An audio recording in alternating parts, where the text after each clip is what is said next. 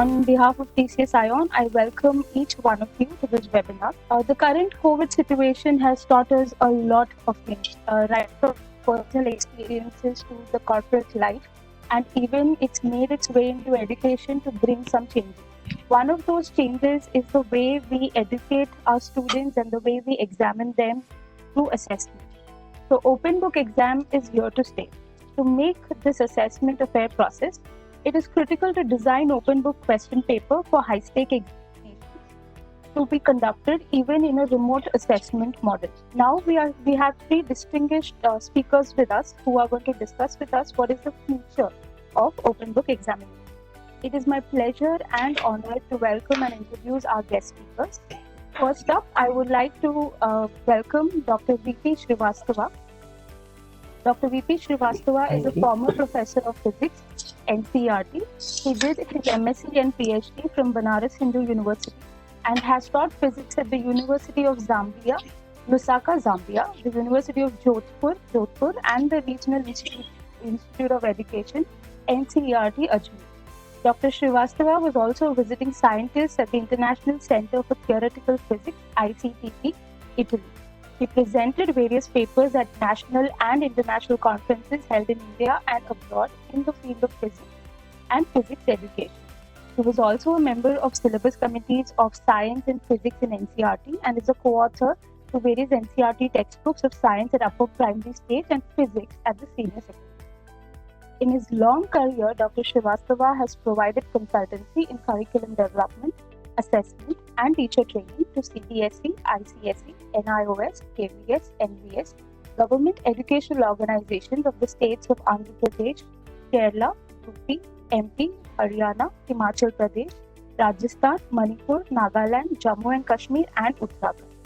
He has made long and short professional visits to Germany, Italy, France, Holland, Zambia, Egypt, Indonesia and South Africa. He has also been associated with TCS for the last 7 years as a subject matter expert in physics. We welcome you. Next up, we have got Dr. Dharmendra Kumar Gupta with us. Dr. Dharmendra Kumar Gupta earned a PhD in drilling engineering from the University of Petroleum and Energy Studies, India in 2011. He has first-class bachelor degree in mechanical engineering from Pune University in 1992 and masters in analysis and design of process equipment from NIT Allahabad in 1997.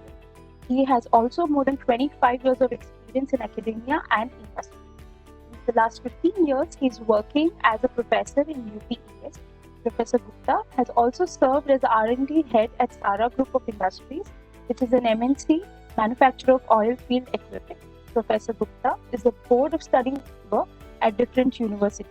Since last 10 years, he is organizing and experimenting different types of exam patterns for engineering students.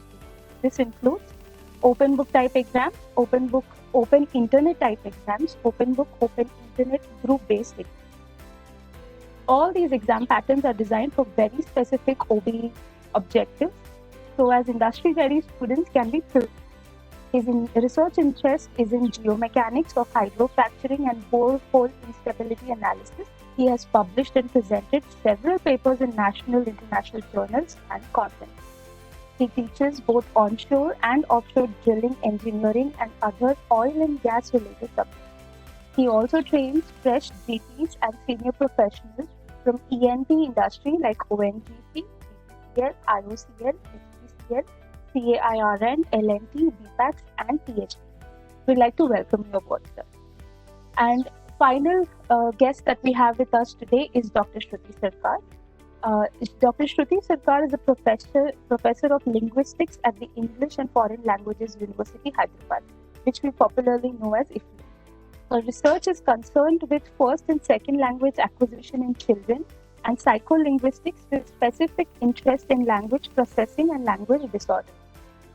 She has done MA from Patna University in English Literature. Then she came to English and Foreign Languages University and did her PG Diploma in Language Teaching and earned her PhD. And has worked extensively with most of the prominent organizations in India, which works with in language teaching and linguistics. he has also worked with NCERT on their textbooks in English for 7 years. We welcome you. Since we have introduced our speakers to each one of you, I think we should proceed with discussing how do you think the transition from a conventional examination should be done to open book examination? So first, Dr. Srivastava, would you like to share your opinion? Conventional examination to open book examination, I will not like to put it like that. Rather, I would like to say how to integrate open book examination slowly in our system of conventional examination. So it's not a transition, it's not a replacement of one system by the other. I will suggest that in the Indian education scenario, we should integrate slowly the new concept of open book examination with our traditional system, so that in a situation like COVID, the present pandemic, we can switch over to the open book examination without any problem, without any loss to the students, without any loss to the system. So that is one advantage. The other advantage that I see in open book examination is that it offers an entirely new framework of assessment, in the sense that it will not have any questions on knowledge based. It will not have any questions on rote memorization. It will have, by its nature, only questions which requires processing of information, which requires critical thinking, which requires creativity. So by its nature, it will offer an additional window to the system by which the teacher and students can design questions which test higher order skills, and that is one way of improving the whole system of assessment in our country. So, thank you, Dr. Srivastava. Dr. Shruti, your views on this particular question. I would like to change the question. How can we actually inculcate open book examination into our current system? My take on open book examination has less to do with the examination and more with the teaching. So if the teaching doesn't support critical thinking, problem solving, then you can't change the assessment. So, and if your teaching allows for critical thinking and problem solving, then I go with what Professor Srivastava says, is that we have both the modes available. So it is not one versus the other, right? So what happens is your teaching does not allow creative thinking, the teaching does not allow students to apply, then there's no point asking questions which have to do with this. Then you're putting the child at a kind of a disadvantage by asking these kinds of questions at the end of the course. So the teaching supports both these kinds. So even when we are talking about problem solving or critical thinking, there is a base knowledge system that you are using. So that knowledge system has to be in place. So a closed book examination has to be used along with an open book in terms of what we are doing. So both are parallel to each other, they complement each other rather than being posed as adversaries. So there is no question of this transition. We have to change the way we are teaching. Only then we can change the way we are assessing. Otherwise, there's no point. Yeah. Thank you, Dr. Shruti. I think it's a very important point that we also have the teaching methods when we are trying to change the assessing methods. Dr. Dharmendra, what is your view on this? The purpose is very simple. One has to understand what the aim and objective of this education. If we understand this, it hardly matters this is closed book or open book or online, any system whatsoever it is, right? Especially in our Indian system. Then if you see closed book exam, open book exam, book and exam, these two words are common and these two words are very dangerous. If you see 95-98% people, they fear. How we can remove this fear from our examination, from this education? If we are able to remove this fear, minds are just like parachutes. They only function when they are open, right? So we have to give the flexibility. Now, we can't say the open book system is good or closed book system is bad. Just see the example of our very Sundar Pichai ji. he is the CEO, and he has passed out from a conventional system, and now he is in top of the Google, right? So we can't say this system is good, that system is good. This is due to of the enhancement in technology that has given us this power to utilize it. So all the modes we have to use, as Professor Srivastava told very clearly. So we have to use all the possible modes available. Thank you, Dr. Dharmendra. You had actually pointed out one of a very good point, saying that there's a fear in the student's mind when we talk about open book examining. That brings me to my next question. So the question is, what potential issues might arise if open book examinations are not implemented appropriately? The question is not of any system, either you are using open book or closed book or online or whatsoever you are using. Implementation is the main thing. If you are not able to implement when a closed book system, you will be failed, or online system, right? So question is not this, because this depends on the net connectivity, right? And where they are. The student may be somewhere in Uttarakhand, especially those are in hilly area, they have lot of problems. So we can't make it successful. So problem is not this. The problem is how we can make a faithful system and a transparent system and a fair evaluation. There must be faith in this system, either open book or closed book. It hardly matters. There is no difference. If you refer our ancient system, Gurukul based, just refer our Gurukul based system. And the best product is Baba Ramdev ji. Presently, if you see, from which institute which degree he has secured, right? Either from Oxford or IITs? No. This certificate he has? No. He has the best example of our Indian education system, that is Gurukul based education, right? He has trained this yoga practices to million peoples personally, online, and he has developed a fantastic business model. So that's the best system if you compare. Neither you will never find out any example from the Oxford University too. That type of skills. So that's the strength of our education system, Gurukul based education system. That we have to think, and we have to make a balanced system, right? We have to use our old system, we have to use the latest technology, everything we have to use. All the resources we have to use, whatsoever we are available. If you see, in present situation, our number is 48 out of 132 countries in technological innovations. So slowly we are moving. First time we have participated, otherwise we have not participated, and our number is 48. That is first time. And I am saying within 4-5 years we will be in top 10, because now things are changing, education system is changing, the faculty are changing, students are changing, everybody is changing. Only we have to remove the fear factor. There should be freedom.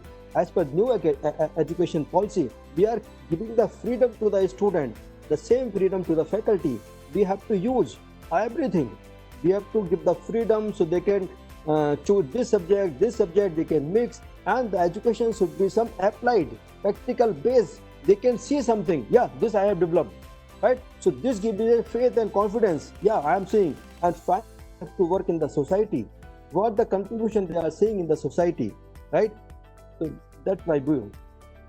Okay, thank you, Dr. Dharmendra. I think it's very interesting that the implementation depends on the freedom that we give them to choose and the output that they get in a very practical manner. That brings me to the next question, Dr. Srivastava. We need of some teacher training programs as well, so that when we implement such open book examination system, children can be assessed correctly and appropriate teaching aids also could be given to them. Yeah, thank you for the question. This open book examination is not, teachers are not familiar with the open book examination.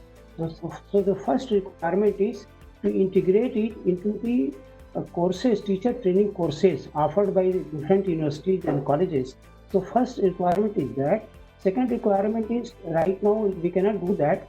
Right now what we can do is to give short training courses to our teachers. So in-service training programs to teachers, where we can experts can tell them how to design questions in open book examination system, how to conduct or administer question in open book examination system.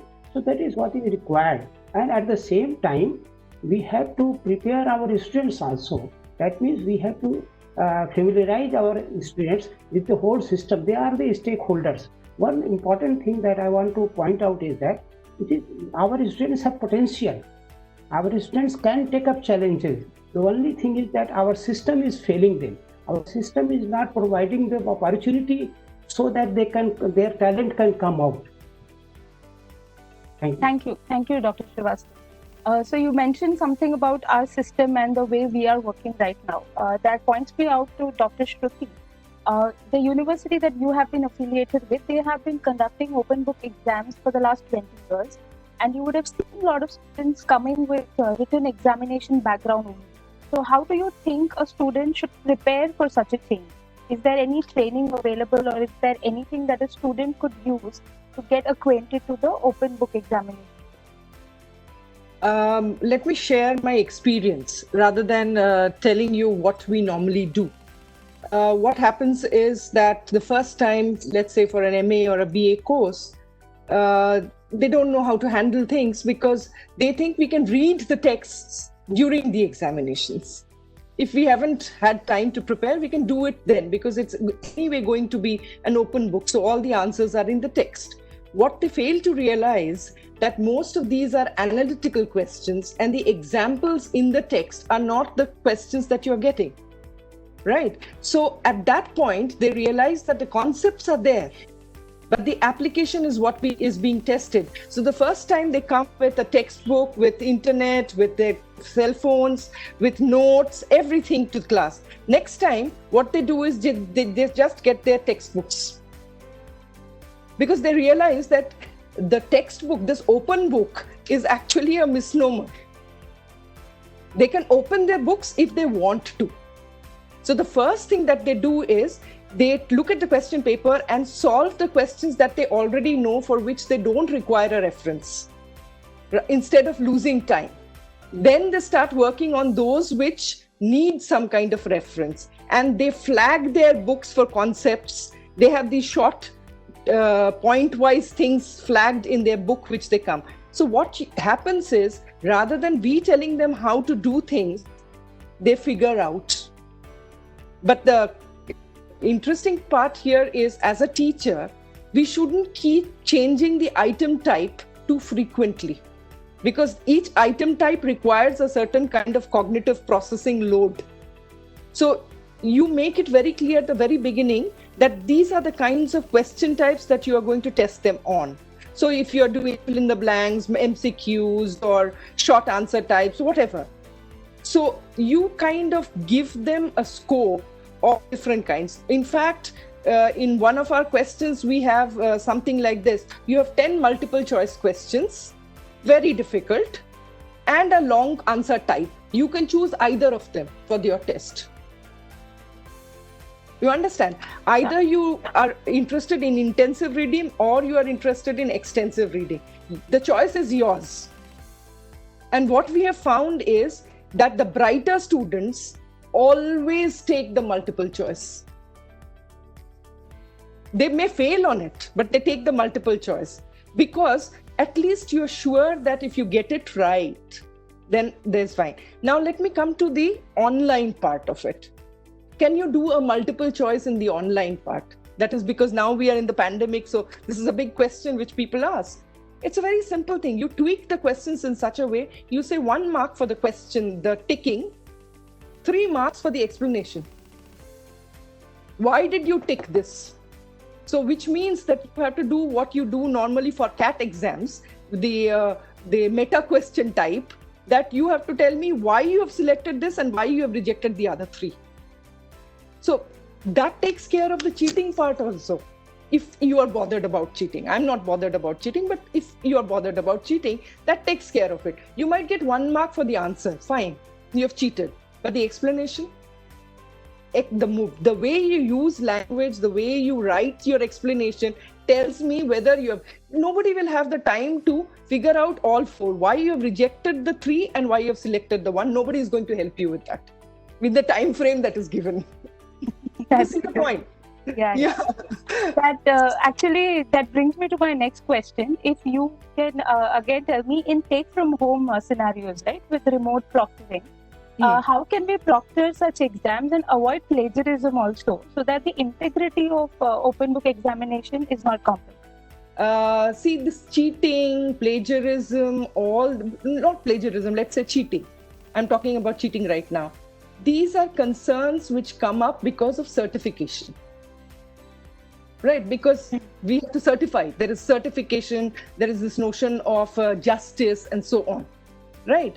But if you think about it, that if your educational system teaches you that you can refer, but you can't use other people's ideas. This is a prolonged period. This is not for the examination. This, with children, this happens very quickly because a 5-year-old, 10-year-old child doesn't know that you have to use information from the text. But the teacher tells them that the textual sentence is the best sentence, copy that as an answer. Right? We have trained them for 12 years to copy from the text. And then suddenly you come to BA and I said, this is plagiarism. Aren't we being unfair?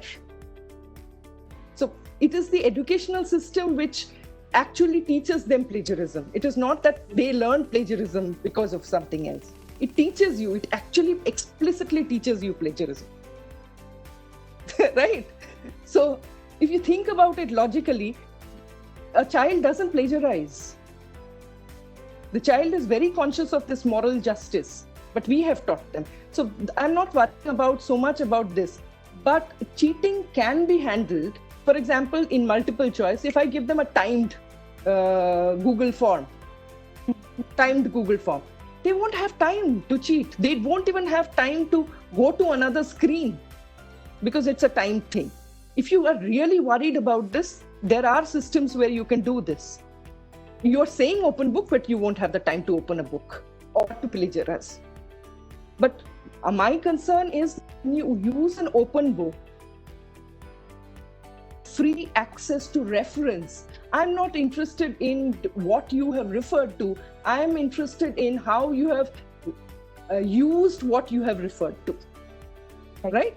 That is the interest point. And that cannot be plagiarized. That's because you will know as a teacher because the problems are not there on the solutions are not there. So the teacher's job then is to create questions for which ready solutions are not available. Right. And that is where the teacher training comes in. Very true. Yeah. I think it's a very insightful thing to say that we have been teaching them how to take excerpts of the book and it's unfair on a child. But there are different ways that a teacher or a professor could regulate on it by changing the way we are designing the assessment. And it's for Dr. Srivastav. There is a lot of concern among teachers and professors regarding what should be an ideal duration for an open book exam, because they don't really know if it should be an hour or 2 hours or 3 hours or 6 hours. What's the correct time? What are your opinions on this particular point? So far as the duration of a particular exam is concerned, so for example, if it is for in a conventional set, if you are allowing them 2 hours, I will suggest that in open book examination you increase it to 3 hours. But the duration of a particular exam will vary from test to test, from examination to examination, from setup to setup, and even from grade to grade. Like for example, at school level you can have 1 or 2 hours or even 3 hours, but at undergraduate level or at postgraduate level or even say pre-doctoral level, you can have 6 hours of examination. So the duration of examination depends upon the task that is presented to students for assessment. For lower classes, you can have 2 hours or even 3 hours, not more than that is required. And if you are going 3 hours paper in conventional system, I would suggest that you give 4 hours to conventional system. And for higher grades like undergraduates or postgraduate or even MTech, you can give 4 hours, 5 hours, depends on what type of questions you are presenting to students for assessment. If it is a in-contest question, I call it in-contest question, where you present your students with unfamiliar situations. So first students have to understand the contest. He has to delve into the contest, understand the whole scenario, synthesize it, and then only he is able to answer whatever questions follows that text. So our duration is flexible. Thank you. Okay, thank you. So that would, I think, answer a lot of queries teachers have in mind, saying that depending on the type of questions that you ask, you can have the duration. There is no specific right duration or wrong duration for this. My next question is to Dr. Shruti. We have been talking a lot about designing and conducting open book exams. What about the evaluation? How do teachers go about evaluating the answers that is submitted? What are the kind of rubrics, or how do they actually begin with it? See, the rubrics, let me talk about questions which are more than, let's say, 100, 200 words. Your answer is expected to be more than 200 words. Then the question of rubrics come in, right? So things that normally we do is, if we give them a kind of a paper to read and respond or whatever at a BA/MA level, or an experiment to design, or any kind of thing that requires some amount of thinking and working, you indicate what is the assessment criteria. So you load the assessment criteria at least 5 days before the exam and say that this is the, let's say out of 10 marks, this is what we are going to do. These are the kinds of things, and put it open for the students to comment on it, right? If a particular student says, no, I think this should be given more load, we negotiate that. So the criteria is something that we arrive at over a period of time on the basis of the question type. So for example, if it's designing an experiment, so I will say I am interested in the objectives, which is 2 marks, the tools and the stimuli, which is 5 marks, and the analysis, which is another 3 marks. Let's imagine that this is, somebody says, no, don't put the thing, make it 4, 2 and 2, or 4, 3 and 3 or something. These are negotiable. So the rubrics have to be negotiated with the students. But remember that this negotiation happens only if the child is about 14 years old. Before that, there is no negotiation, right? So at that point of time, what you do is you have a set of, you tell the child that we will look at how creative your ideas, think more, think on your own. So put in the question pattern itself. This is a story extension. We want you to extend the story. Your story should have a climax. Your story should have something. It should have character. So you give them enough guideline in the question itself for them to follow. So that becomes the rubric for the child, because a child cannot negotiate the rubrics. It actually understands concrete instructions. It doesn't understand these meta instructions. Okay, so the rubrics have to be negotiated or indicated to the child. So let me give you a question. This is a kind of question that teachers normally ask. What happened after some character did something in the story? This is a standard question that we ask, right, to the children in a literature or a language class or a. So what I'm saying is that if Amai says what happened after this, then two children will respond to this question differently. And you will say, this child has written more, therefore he should get more marks. But that's not true. You have been unfair. Okay. So you need to indicate the parameters of what immediately happened, right? Yeah. And you need to be very clear about your questions so that there is equity in the entire thing, not only equality. Okay. Yeah. Thank you very much. My next question is to Dr. Dharmendra. With the new education policy that's coming in, that gives more scope for higher order thinking skills and evaluation and education based on thinking. So what effect would it have on the future of open book exams? If you see recently our Prime Minister Modi, he told these mark sheets are actually the pressure sheets. Recently, why? People are getting 95% marks, 98%, 99%. So this give a different type of mindset in the student. If they are getting 98, 99, they understand they are hero. When they come to open book examination, when the question are tricky and they come to 33 marks, that is a big difference. So our Prime Minister Modi told very clearly the mark sheets are actually pressure sheets. If I remember well, my close family friend, his daughter got 97% marks, and still they are saying DK can be put the revolution of this area. So I told what you are talking about, how much marks you want now, what you want from your kid, right? So that type of scenario, even if the people are getting 99.9 percentile in GATE, they are bothering where to get admission. My student secured 99.7 and is saying, sir, I'm not getting admission in IIT Mumbai or IIT Kanpur. That's the situation, what type of pressure. So this we have to remove. Otherwise, you see, we are so smart, 99 point days and the 99 marks, and where we are in international level, we are not in top 200 universities, not a single university. That's the level. Otherwise, we are artificial intelligence. And now this NEP, new education policy, giving a flexibility.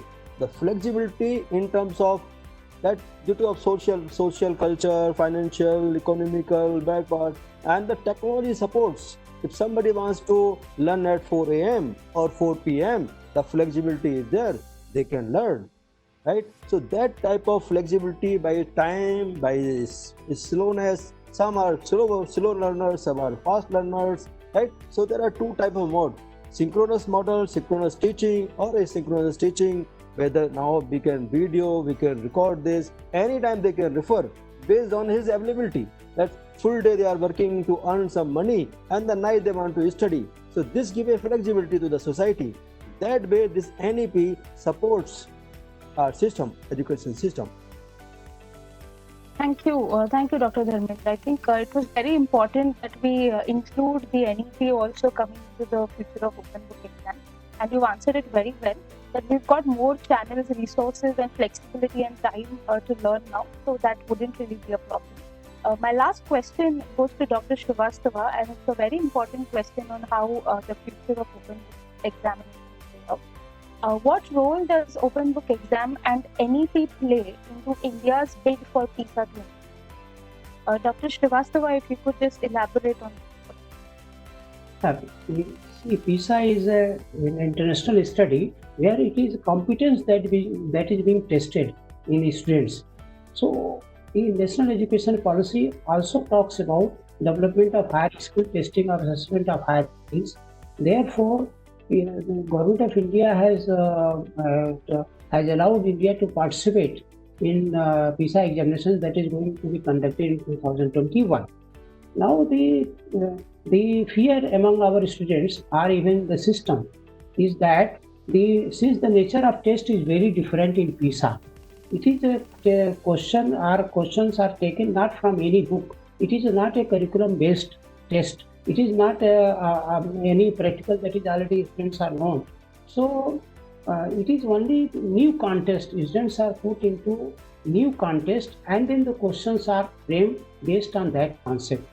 And open book examination is also saying, we are saying that same thing. NEP is also saying that we have to move from rote memorization, slowly from rote memorization to testing of assessment of higher order thinking skill. And rather we have to move, we should put it like that, we want to test 21st century skill or competency based assessment, we have to integrate it. And that is what PISA does. So if we follow the open book examination system, or even if we follow the NEP, if it is implemented in the right spirit, then I am very sure that our students will be able to do better in future PISA examinations. Okay, thank you. Thank you very much, Dr. Srivastava. I think the objectives of open book exams and NEP actually play a very vital role for PISA, and you're saying that if we actually stick by it, then we would be all ready for PISA 2020. Thank you very much, sir, and all the panelists for all your opinions. We did have a lot of questions from our viewers and our participants, but most of the questions were answered through the process of our discussion, which is a very good thing. But we'll take a couple of questions. The first one goes to Dr. Shruti. This question comes from Neha Singh. She is a school teacher, so she wants to know how phonics can be related to open education curriculum and its mode of assessment. Dr. Shruti?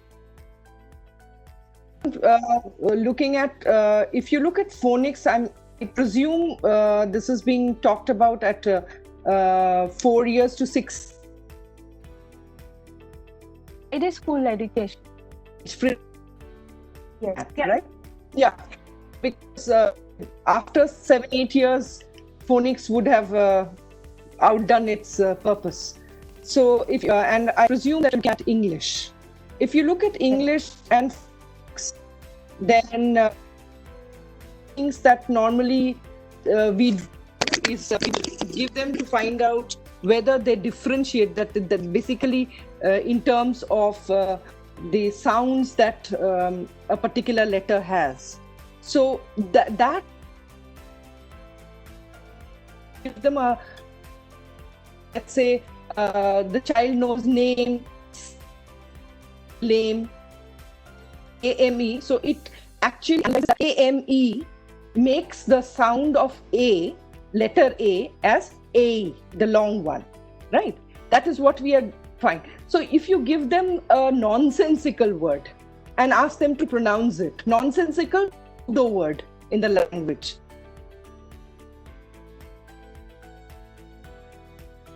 ME. Are they able to produce this? Right. So it's not really phonics, because phonics cannot be completely applicable. Which is pretty inconsistent. So you have to look at analogies as well. So the sounds of a language is to give them nonsensical words or non-words, as we call them in research, and ask them to do things with the non-words. So that would be more like a oral task, for example. But that was the intention of your question, and whether I've answered it properly. But that wouldn't come under necessarily open book. Okay. All right. Thank you, ma'am. Hope, Neha Singh, that your question has been answered. The next question is for Dr. Dharmendra. The questions framed in open book examination question set may compromise objectivity, resulting in enhancing the subjectivity. So, is there any means that we counter this? Dr. Dharmendra, can you take this up? I don't think so. Based on our experience, we can frame the questions for open book examination. And in the morning session, I shared how we can change this conceptual, just like still I have this arrangement, right? If we want to answer the question, what even the stress is, how much stress will come if we put this box, this load on this plate this way or this way or this way, right? So everybody knows force over area. So when more area, so less stress, right? Now if we have a tricky questions, when this plate will fail, if the stresses developed in this plate are more than the yield strength of this plate, as per the, if you see the stress strain diagram, when the yield point, the ultimate point that comes in final failure, if we mix this way, then this will be a tricky question from conventional to online or critical thinking type of question. So I don't think there is any failure. We can balance it. Okay. Thank you, Dr. Dharmendra. We have a last question that is directed to Professor Dr. Srivastava. It comes from Mr. Purnendu Dev. What standard testing and evaluation procedure should be followed by the team? Is there any existing one? Do we need to develop materials for testing and evaluation separately for open book exam? So, Dr. Srivastava, can you? Yeah, this is a very good question. You see, the open book examination has been practiced in India only at some places at a very small level. So it has not been practiced at mass level. So this is a very good question. We have to evolve rules and regulations for open book examinations. You see, in conventional system, different boards have worked for decades. They have worked, and over the years, a standardized way, a standardized framework of assessment has been developed. So whenever the board wants a question paper to be set up by an examiner, it sends a blueprint to examiner. So that means the process of setting up of a question paper has been more or less standardized over the years. The same experiences we do not have with regard to open book examination. So once you go for mass level examination, or once you go to a large scale of examination in this open book examination system, we have to standardize, we have to write down our rules, we have to write down our regulations. So this calls for a framework of assessment, a framework of rules for conducting open book examination, so that there is no variation. There is no variation from one teacher to one examiner to the other examination. So the variability is less and the reliability of the examination system is more. So there is a need, that is true. Okay, thank you, Dr. Srivastava. So thank you, Neha Singh and Dr. Rajesh Verma and Punendu Devnath for the question. Analysts, it was a pleasure to have you on board with us today for such a lively discussion. I'm sure all the viewers and participants would have benefited from this. So thank you, Dr. Srivastava, Dr. Dharmendra, and Dr. Shruti for opening up your hearts regarding this topic and helping out all the teachers and other professors who have joined us today. Thank you. Thank you very much. Thank you. Thank you.